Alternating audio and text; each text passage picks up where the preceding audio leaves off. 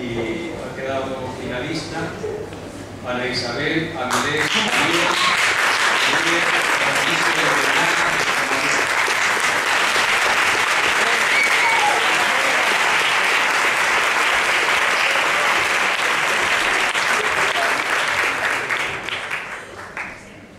Hola, bueno, pues voy a comenzar y la pregunta ¿es posible vivir sin filosofía? Para contestar dicha cuestión hay que plantearse la pregunta de ¿para qué sirve la filosofía? ¿Qué nos aporta para que no sea posible vivir sin ella? La filosofía no es algo ajeno a nuestra realidad, por lo que para comenzar realizaré un análisis de esta, que es en la que nos encontramos inmersos aquí y ahora. El primer rasgo que voy a destacar, dado que vivimos en una sociedad definida por la ciencia y la tecnología, es el problema del reduccionismo. Consiste en simplificar la realidad, convertir su complejidad en un esquema más simple. Este modelo nos permite manejarnos con la realidad, pero no debe ser confundido con ella. En este sentido, definir el pensamiento como mera actividad cerebral es lo mismo que confundir el mapa con la realidad con la que nos permite orientarnos. La ciencia hace que todo lo que nos rodea se pueda calcular, pero al tratar de medir la existencia observamos que lo que no está matematizado queda fuera del alcance de la ciencia. El científico, por lo tanto, debe ser consciente de que la realidad es mucho más rica de lo que la ciencia le permite entender. La actitud cientificista piensa que por conocer parte de la realidad ya la conoce en su totalidad. En este sentido, reducir el pensamiento a actividad cerebral impide distinguir entre el pensamiento verdadero y el falso, ya que ambos son por igual actividad cerebral. La referencia de la realidad por la cual distinguimos entre ambos ha desaparecido así. Otra reducción peligrosa es la que confunde lo posible y lo permitido. ¿Realmente está permitido todo lo posible? Esta segunda identificación reduce la dimensión ética del hombre a su dimensión técnica. En efecto, si admitimos que todo lo posible está permitido, estamos afirmando que la moral humana es igual a la moral de una máquina, donde las acciones son mero cálculo, o a la moral de un animal, que ante un estímulo dispara una reacción inmediata, sin introducir entre ambos el tiempo necesario para pensar, con lo que desaparece la libertad. Pondré otro ejemplo que al principio puede parecer que no tiene nada que ver, el de los límites del contractualismo. Se trata de un pacto social según el cual un ciudadano tiene derecho a recibir si cumple con la obligación de dar. Existen muchas personas que quedan fuera, ya que apenas tienen que aportar. Se encuentran desnudos. Si tomamos como rasgo definitorio de la bondad la capacidad de hallar una solución y tener la valentía de ponerlo en práctica, no estamos teniendo en cuenta al otro. Hemos reducido la condición humana a mera pieza del mundo, y así no sería ilógica, partiendo de esa definición, la conocida como solución final al problema judío. El hombre, pues, no es una simple pieza más del engranaje que es el mundo. ¿Qué nos hace entonces diferentes? El hecho de ser conscientes de nosotros mismos, de preguntarnos si somos una pieza más del engranaje. El pudor es esa experiencia de que algo nos distancia del resto de la naturaleza, con la que no llegamos a fundirnos, que nuestro cuerpo no es como la piedra ni como el perro, que desconocen la vergüenza.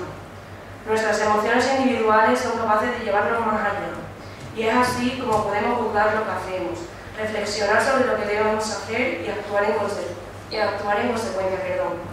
La acción es una de las condiciones básicas en las que al hombre le es dado vivir en la tierra.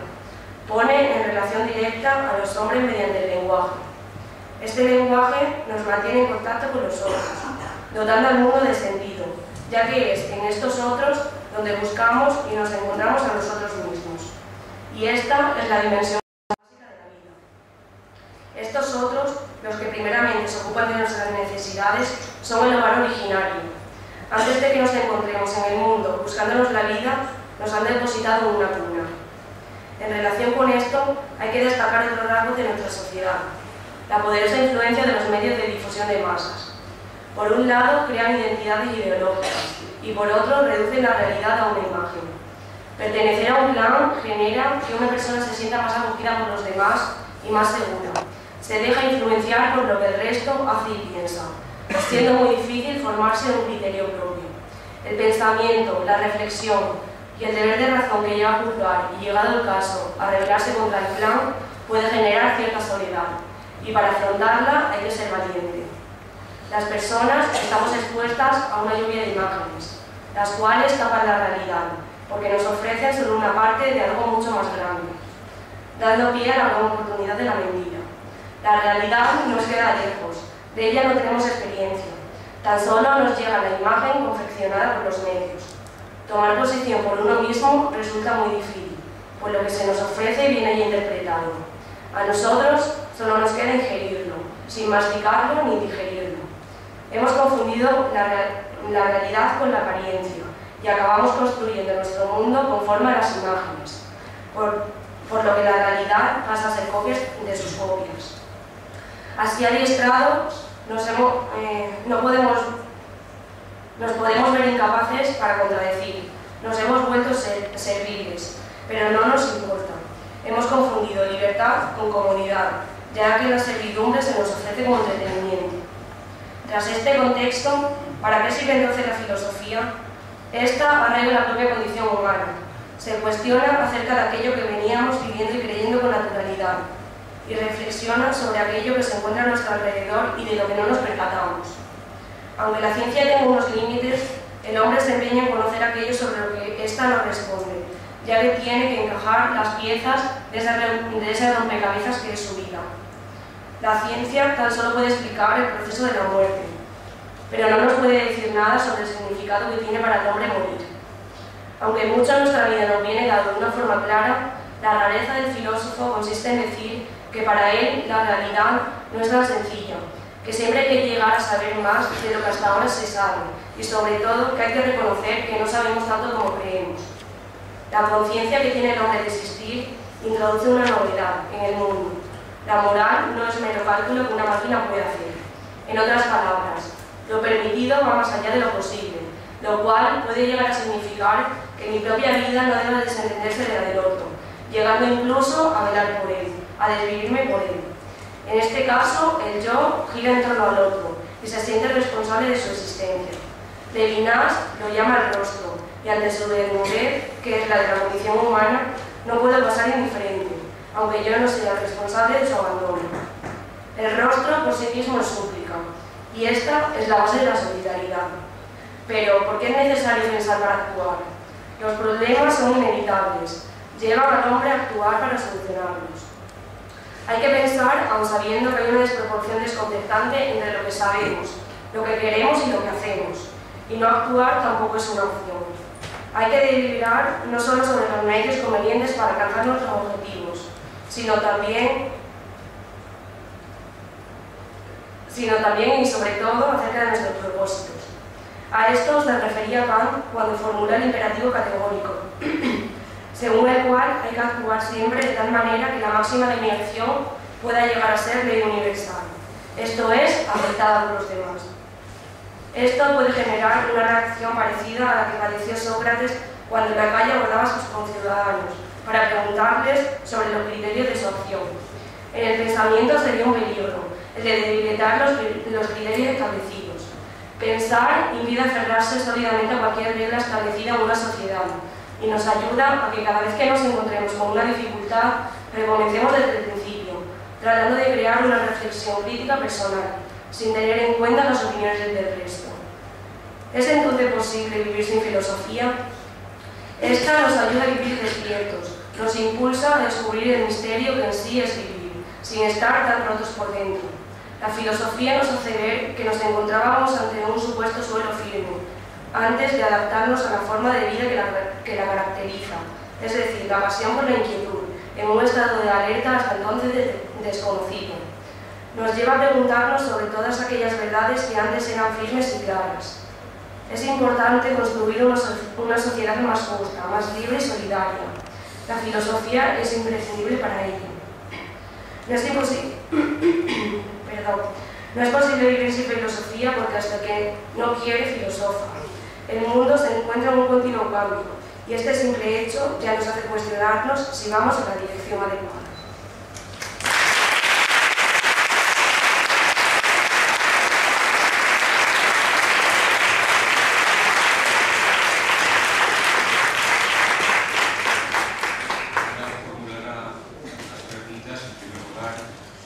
Campanillo y a continuación Concha Roca. Gracias. Felicitarte, Ana, muy bien. Me ha gustado, sinceramente, me ha gustado. La realidad es compleja, hay que ser humildes y no hay que confundir el pensamiento con la actividad cerebral. Pero, claro, al final, al hablar de que pensar es inevitable, hay ciertas personas que pueden rechazar ese pensar libremente y otras que quizás no lo rechazan libremente sencillamente porque aunque tengan una actividad cerebral adecuada, pues no están en condiciones, ¿no?, de pensar de esa manera, ¿no? Me refiero a gente enferma, sobre todo. O que piensan no como nosotros pensamos, como por ejemplo los niños, que son niños, pues bueno, hasta un año, por ejemplo, todos somos conscientes de que no piensan, ¿no? ¿Cómo entendemos nosotros que es el pensamiento, aunque tenga actividad cerebral? ¿Es así o no? ¿Vincularías eso al hecho de ser persona? Es decir, ¿seguirías pensando, después de ver estos ejemplos de un niño de un año, por ejemplo, o una persona en coma, o otra persona que decide quitar la humanidad y decide hacer una salvajada? ¿Seguiría siendo imprescindible la filosofía en estos casos? Yo creo que incluso los niños más pequeños filosofan. Entonces, es que en realidad no he entendido bien la pregunta que me has hecho.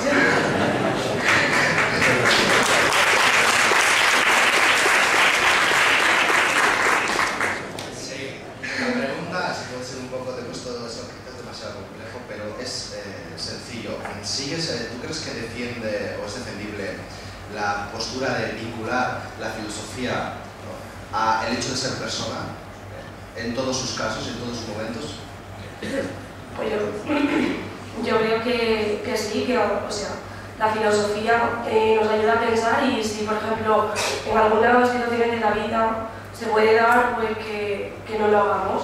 Y sin embargo, posteriormente la filosofía nos puede ayudar a reconocer que lo que hemos hecho pues ha estado mal o ha estado bien, o si ha sido justo, si no lo ha sido, si es bueno o no lo es. O sea, la filosofía nos ayuda a eso. Ahora, Concha Roca. Yo no estoy felicitando mucho porque me han dicho que fuera muy breve, pero quiero decir que felicito a todos los que estáis interviniendo. Vamos a ver, mi pregunta va a procurar también ser simple. Bueno, muy de acuerdo con la crítica a todo tipo de reduccionismo, pero observo que hay una cierta identificación, digamos, en tu defensa, en tu disertación, de filosofía con capacidad racional, con capacidad de pensar. Entonces mi pregunta va un poco por ahí, para tirarte de la lengua.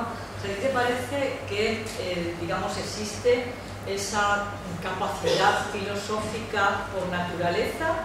Y vamos a recordar a Sócrates, esa capacidad, digamos, si no existen los profesionales de la filosofía, si no existen vuestros profesores, si no existe, digamos, un escalón superior, digamos, en ese acercamiento a la filosofía, ¿a ti te parece que todos los seres humanos por naturaleza podrían desarrollar esto, o te parece que es necesario fomentar además que exista la educación en la enseñanza secundaria, que exista la educación en las universidades de la filosofía para poder, digamos, sacar, como diría Marta Nussbaum, todas esas capacidades, ¿no?, que tenemos los seres humanos? Yo creo que no hace falta ser un erudito para preguntarse sobre las cuestiones de la vida, para reflexionar acerca de nuestro ser, de nuestro mundo, pero sí es muy necesario que los profesores de filosofía, en este caso, nos den un empujón a ello, porque es muy fácil pensar sobre ello, pero decir, bueno, no sé, lo dejamos porque es complicado, me dan dolores de cabeza, no sé. Entonces, en este caso, el profesor de filosofía debe dar un impulso a ello. Yo creo que es muy importante.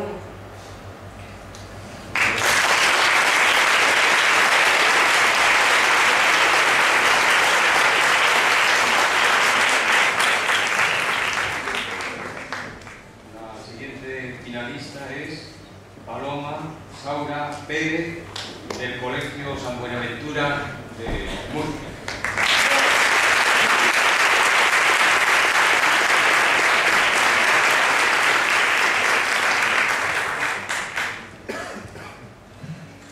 Bueno, buenas tardes. Antes de empezar a leer, me gustaría repetir, aclarar la pregunta con la que empezó el trabajo, porque creo que es necesario dejarla muy clara para luego desarrollarlo entero. Entonces, la pregunta que nos han propuesto hoy era si es posible vivir sin filosofía. Y lo que me gustaría hacerles ver a todos ustedes con la lectura de mi trabajo y con el desarrollo es el planteamiento que he seguido durante todos los 2 meses que he hecho el primer trabajo y el segundo, porque creo que hay cierto fundamento filosófico en absolutamente todas las estructuras que tenemos hoy en día, sobre todo en la ciencia. Y el trabajo sobre todo me ha servido para demostrarles a mis compañeros de clase, mis compañeros científicos, médicos, que casi todo lo que usamos hoy en día ha sido inventado por filósofos, desarrollado por la filosofía, y que de la misma manera que no se puede vivir sin ciencia, no se puede vivir sin los fundamentos que han llevado a ella. Mira a su alrededor. ¿Sería capaz de describir el mundo que le rodea con total optimismo, con una visión positiva sobre la forma en la que está establecida nuestra sociedad? No conozco a nadie que pueda resistir la tentación de ser crítico con las personas que le rodean, con el sistema, la organización del Estado. La capacidad de opinar sobre las cosas no debería ser algo extraño, ajeno a los seres humanos. El pensamiento crítico es, de hecho, la herramienta que mueve el mundo, o quizás es lo que debería serlo. Vivimos en un mundo globalizado en el que la sociedad, preocupada por el avance tecnológico, se enfrenta a los mayores retos de su historia. Las estructuras de los estados, los sistemas políticos y económicos están en continuo cambio y devenir. Sin embargo, si detenemos un momento el tiempo y retornamos a nuestros orígenes, es inevitable identificar la filosofía, el pensamiento crítico y la racionalidad como los pilares fundamentales de todo lo que nos rodea. No obstante, cabe la posibilidad de rechazar este saber y considerarlo una mera cuestión abstracta, imposible de asegurar con total certeza la seguridad de sus principios, que intenta fundamentar. Parece que hoy en día la filosofía se encuentra desvinculada de todas las demás ciencias, ya que aparentemente no interesa un saber que no ofrezca respuestas exactas. Algunos dirían que la ciencia es lo único que importa. La técnica parece ser la herramienta perfecta para dar respuesta a las preguntas reales, importantes, que podrán dar solución a los problemas actuales de toda la humanidad. Es inevitable escuchar opiniones en contra del saber filosófico en un mundo tecnificado en el que la gente vive deprisa y piensa ligero. Sin embargo, si acudimos a un mundo únicamente tecnificado, estaremos equivocados una vez más. Podemos desechar la ciencia racional, la lógica filosófica y desvincularla de todo nuestro sistema? ¿O acaso es que no estamos teniendo en cuenta el saber que ha posibilitado todas las demás ciencias y que ha llevado al hombre a encontrar un sentido a su existencia? En otras palabras, ¿es posible vivir sin filosofía? En este trabajo se analizarán una serie de argumentos que giran en torno a la necesidad de la filosofía en una sociedad deshumanizada, aun teniendo en cuenta los prejuicios de sus opositores y de todos aquellos que la consideran como un mero ejercicio de expresión intelectual. En primer lugar, es necesario acudir a los orígenes de la filosofía para poder entender su desarrollo a lo largo de la historia, así como su influencia en el pensamiento cultural, especialmente en Occidente. Es imprescindible recordar cómo ha evolucionado, las características y circunstancias que dieron lugar a su origen, en un intento de búsqueda de racionalidad en un mundo oscuro, desconocido y hostil. No es una casualidad que la ciencia, que se encarga de la lógica racional, el pensamiento crítico y, en general, la búsqueda del porqué último de las cosas, haya surgido en un momento histórico en el que se intentaba dar respuesta a aquellas preguntas que tenían que ver con la explicación de los fenómenos de la naturaleza. La filosofía surge a la par que los primeros conocimientos científicos, ya que el hombre se esforzaba por dar respuesta a las cuestiones fundamentales de su existencia, pero sin olvidar las necesidades elementales del día a día. Aunque es conocido el origen de la filosofía en la antigua Grecia, los primeros pobladores intentaron de la misma manera encontrar un sentido al mundo que les rodeaba. Es innegable que el pensamiento crítico tuvo su máximo auge algunos años después, mas no podemos olvidar que la filosofía es el saber que fue capaz de transportar al hombre desde el abismo del caos e irracionalidad existentes en las supersticiones hasta el orden del cosmos que propició posteriormente el desarrollo de las más grandes civilizaciones de toda la historia. Sin embargo, hoy en día desechamos la filosofía como si fuéramos saber superficial, abstracto y para gran parte de la población inútil. Desautorizamos la ciencia que nos ha permitido desarrollar el espíritu crítico y la curiosidad por aprender, justo en el momento en el que más la necesitamos. En segundo lugar, es imprescindible dejar clara la constancia de la importancia del pensamiento filosófico en todas las demás estructuras de la sociedad. La humanidad debe todo lo que tiene y lo que no tiene a la lucha de todos aquellos cuyo afán por expresar el pensamiento crítico y la búsqueda de la verdad propició el desarrollo de lo que hoy conocemos como la política y la ética. La filosofía no solo colaboró en el desarrollo de diferentes teorías del conocimiento, sino que está completamente implicada en todos los demás saberes. Desautorizamos el conocimiento filosófico y no somos capaces de recordar que es este el saber que incluía todos los demás tipos de conocimientos en la antigüedad. La confrontación existente entre la ciencia y la filosofía surge hoy en día como una defensa del mundo tecnificado que desecha la filosofía al ser la herramienta que permite al ser humano ser crítico con lo que le rodea y detener todo aquello que pueda suponer una amenaza para la dignidad humana. Sin embargo, si acudimos a la historia de nuevo, encontramos que la separación entre ciencia y filosofía es actual, mas anteriormente nadie podía plantearse un mundo en el que ambas estuvieran separadas. Los grandes filósofos se interesaban por el estudio de la técnica, pues amaban un saber, independientemente de cuál fuera. Los científicos, por su parte, eran conocedores de distintos saberes humanísticos.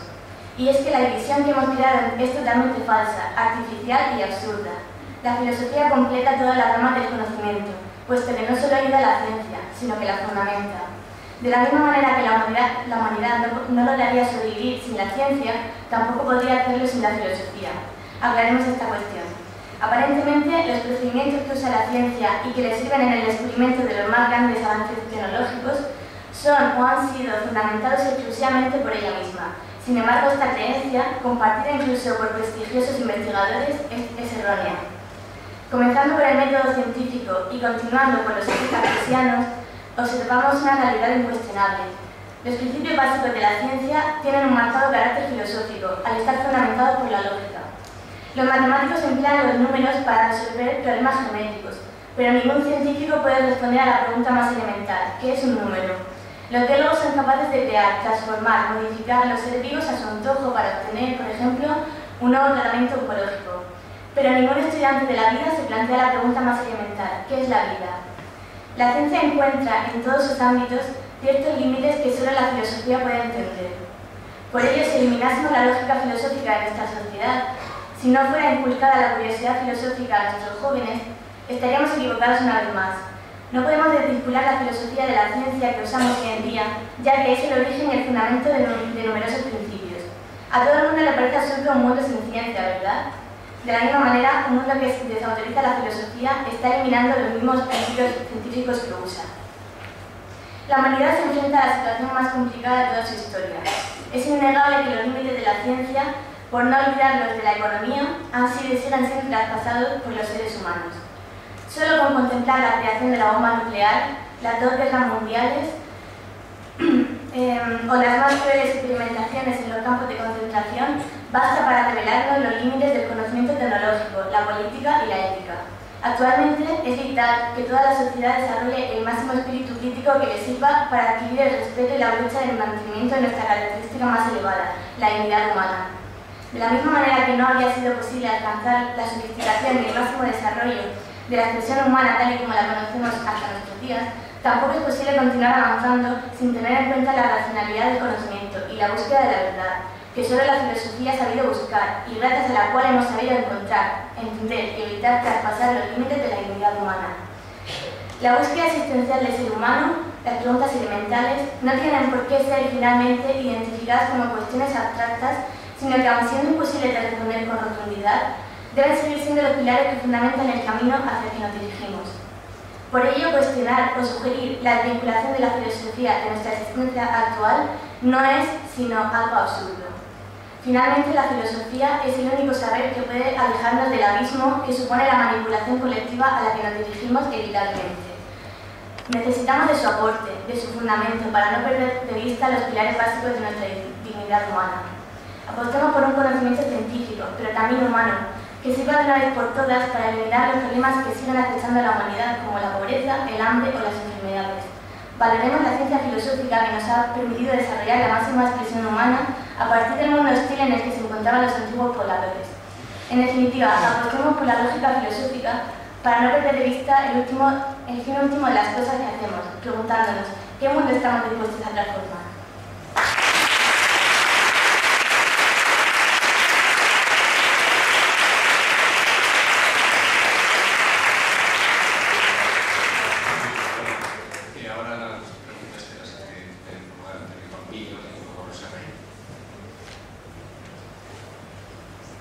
Bueno, Paloma, enhorabuena por tu exposición. Yo voy a hacerte una pregunta muy sencilla. ¿Has basado una parte de tu argumentación en vincular la filosofía con la ciencia, el desarrollo de la ciencia desde su origen hasta hoy, ¿no? Aunque, dices, en la fecha reciente, digamos, se ha producido una división entre la filosofía y la ciencia. ¿Cómo crees tú que eso podría volver, digamos, o sea, que el vínculo entre el saber científico y la expresión filosófica podría articularse, digamos, prácticamente a través de la educación? ¿Y cómo crees tú que es necesario restablecer esa conexión, digamos, entre la filosofía y los distintos saberes?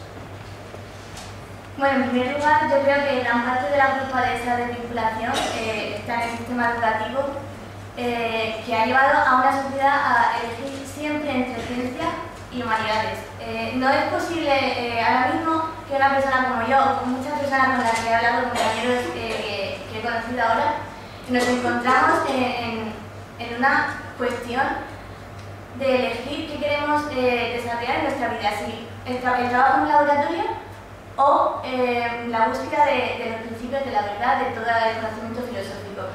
Está claro que esa separación que hacen justo en la edad en la que la persona está desarrollando toda su expresión, toda la adolescencia, todas esas preguntas que le surgen, ponemos justo en ese momento la separación de sus estudios. ¿Por qué? ¿Por qué no se puede hacer un sistema educativo que permita que un joven que quiera ser médico tenga y esté obligado a seguir formándose humanamente? ¿Por qué no se puede integrar mejor todas las asignaturas de humanidades con las asignaturas científicas? Lo que no puede ser es que haya médicos en potencia, biólogos en potencia, físicos, que clase tras clase en filosofía, en literatura, estén no solo menospreciando, sino intentando derrumbar todas las estructuras de las humanidades. Pero porque yo soy una persona a la que le encanta la ciencia, pero no entiendo por qué nos obligan a estar en un sistema educativo en el que justo en la edad más crítica y en la que estamos buscando nuestro origen y nuestra mayor capacidad, nos obligan a elegir. ¿No podría incluirse en todas, incluso en las carreras universitarias, ciertas asignaturas mucho más fuertes a lo mejor que las que están ahora mismo? Un médico, ¿por qué no tiene que estar obligado a dar bioética durante toda su vida? Lo está, pero ¿por qué no se puede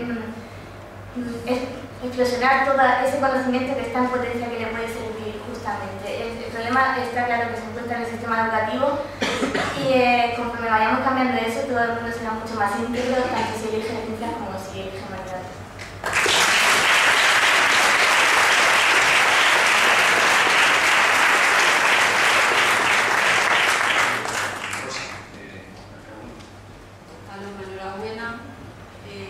Solamente lo has defendido muy bien racionalmente, lo has defendido muy bien emocionalmente, lo sientes con pasión. Es una pena que entre el público, además de profesores de filosofía, no esté el ministro de Educación que te haya escuchado. Yo te invitaría a que le enviaras tu reflexión para que la lea detenidamente. Y permíteme una pregunta que casi tú ya has respondido, pero por ser concreta y que tampoco se extiende demasiado. ¿Tú consideras que hay que primero vivir y luego filosofar, o primero filosofar y luego vivir? Bueno, está claro que yo, siendo sincera, no conocía el alcance que podía tener la filosofía hasta primero bachillerato, que fue cuando empecé a dar la asignatura. Con lo cual me iba a pensar que si hubiera que si hubiera empezado a tener esa asignatura mucho antes, probablemente me hubiera desarrollado más sinceramente como persona. Así que yo creo que está claro que el ser humano es un animal, es una especie. Bueno, no vamos a ponernos aquí a decir si viene de Chimpancé, no. Pero está claro que es un animal biológico que necesita completar ciertas necesidades y hasta que esas necesidades no se cubren, no es capaz de preguntarse sobre la realidad que le rodea, sobre el origen. Entonces yo creo que primero se vive y por eso luego se filosofa.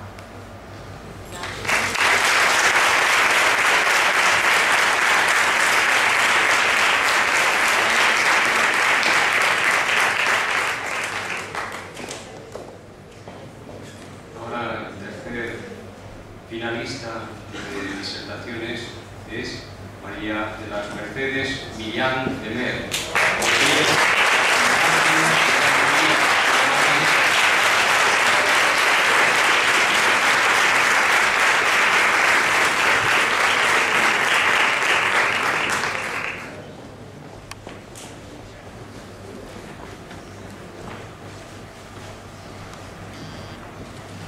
Hola a todos. ¿Es posible vivir sin filosofía? Hasta hace relativamente poco, a lo largo de la historia, la educación se ha basado fundamentalmente en el estudio de los clásicos, el arte y la filosofía o historia del pensamiento. Paulatinamente, y gracias a los grandes descubrimientos, la ciencia ha ido ganando peso en los contenidos de escuelas e institutos, desplazando a muchas de las materias de humanidades. Actualmente en España, la filosofía, considerada de humanidades, corre el riesgo de desaparecer al no ser obligatoria, como lo hicieron en su tiempo en latín y en griego. Sin embargo, ¿deberíamos considerar de letras la filosofía?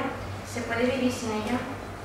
Normalmente son los alumnos y estudiantes de materias científicas los que se hacen preguntas similares a las anteriores.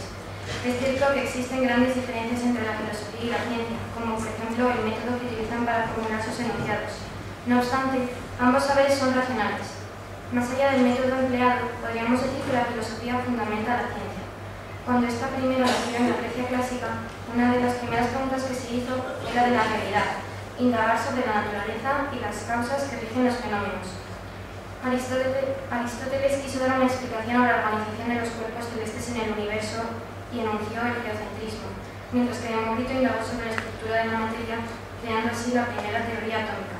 Con la filosofía nació la ciencia, que demostró más tarde, a lo largo de toda la historia, que somos un punto minúsculo en el extrarradio del universo o que hay partículas más allá de los átomos. Gracias al afán por saber, a la filosofía, la ciencia avanza.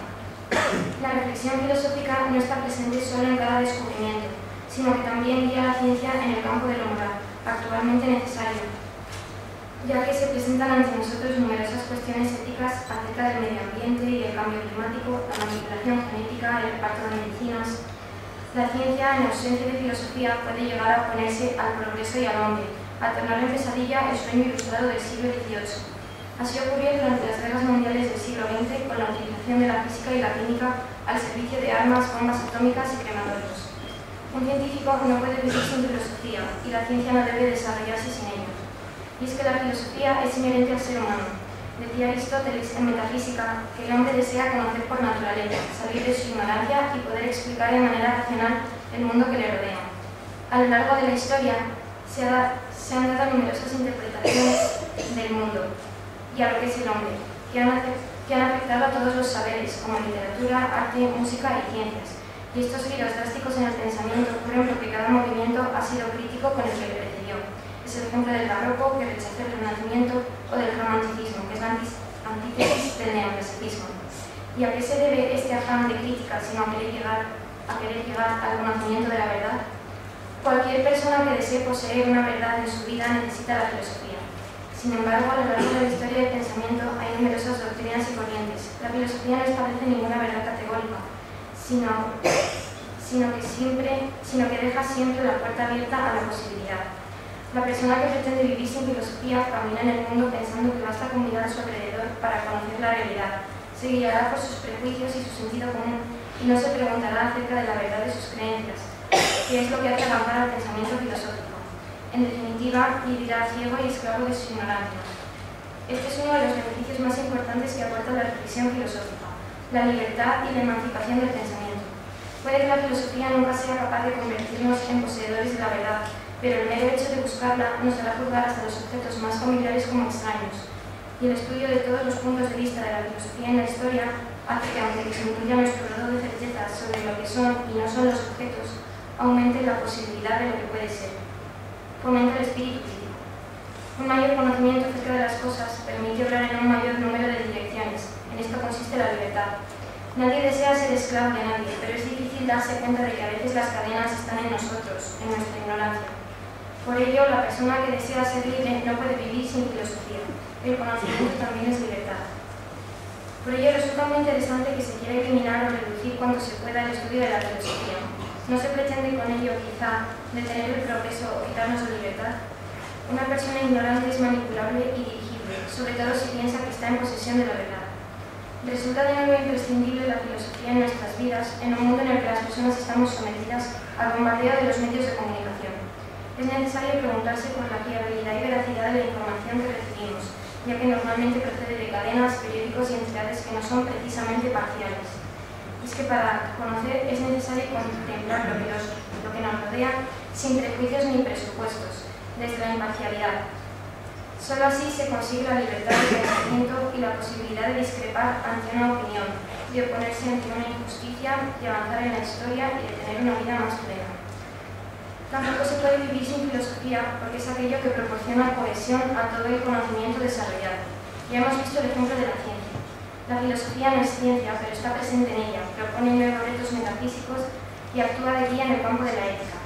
La filosofía no es literatura, y sin embargo, cuando un escritor desea humanizar a su personaje, hace que se plantee los interrogantes últimos de la filosofía. ¿Qué es el ser humano? ¿De dónde venimos y hacia dónde nos dirigimos? Si hemos sido creados por un ser superior, Dios, o si somos una reunión fortuita pero ordenada de materia en el espacio. Y de nuevo hace su aparición la ciencia dentro de la filosofía y la literatura. Esta es la cohesión. Una obra se convierte en un clásico cuando tras su lectura y estudio deja huella en el lector, cuando trata temas universales como el amor, el dolor, la justicia o el valor de la vida humana, llenos de sentido tanto para un griego del siglo IV a.C. como para un español del siglo XXI después de Cristo. Un clásico despierta la conciencia y el pensamiento, y esa es la filosofía que encierra la literatura. Muchas veces la frontera entre ambos está cubierta de niebla y es intangible. Miguel de Unamuno era consciente de ello, por eso llamó a sus novelas filosóficas nivolas. ¿Dónde empieza la filosofía y acaba la literatura? Esto ocurre porque es inherente al ser humano, todo lo impregna y no se puede vivir sin ello. La filosofía juzga la historia y el arte como una corriente de pensamiento ha podido influir a la hora de invadir Europa, como hizo Napoleón con el liberalismo o en el movimiento de la lucha de un pintor. La filosofía también ha dejado su huella en él. Por todo esto, considero, aunque perversos, inútiles todos los esfuerzos por hacer desaparecer la filosofía del plano intelectual y de la cultura. No se puede eliminar lo que está en la naturaleza humana, y aunque hasta encontrasen un gen para ello, si hay filosofía siempre habrá voces que se alcen contra esto. No se puede vivir sin filosofía porque el animal racional que es el hombre no puede vivir sin reflexionar. Siempre habrá cosas por conocer, juzgar y preguntas sin respuesta a la espera de que cada uno las responda. Estas preguntas no están escritas con tinta y por eso nadie las puede borrar.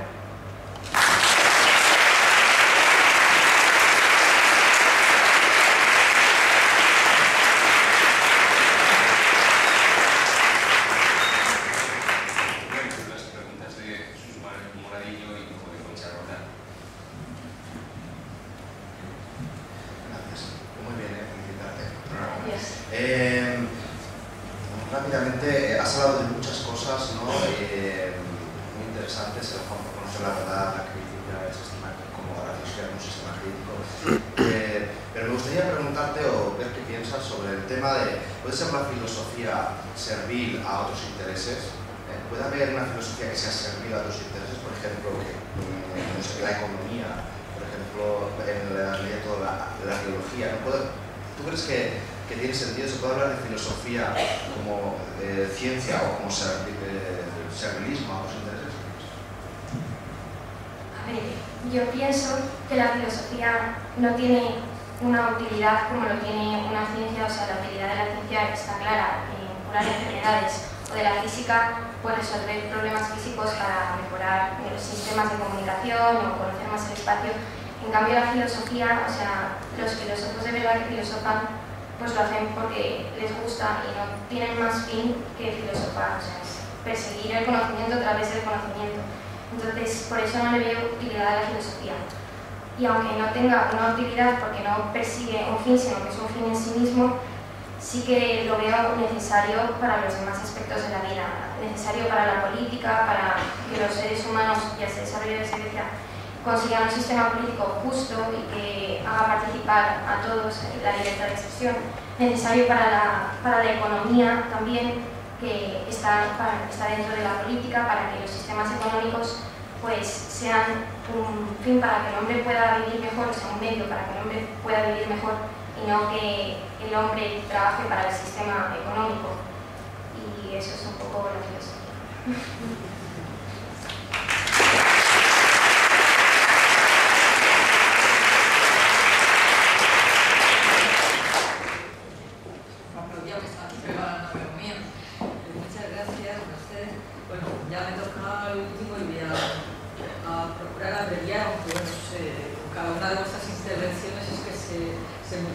Las sugerencias posibles de lo que podríamos conversar.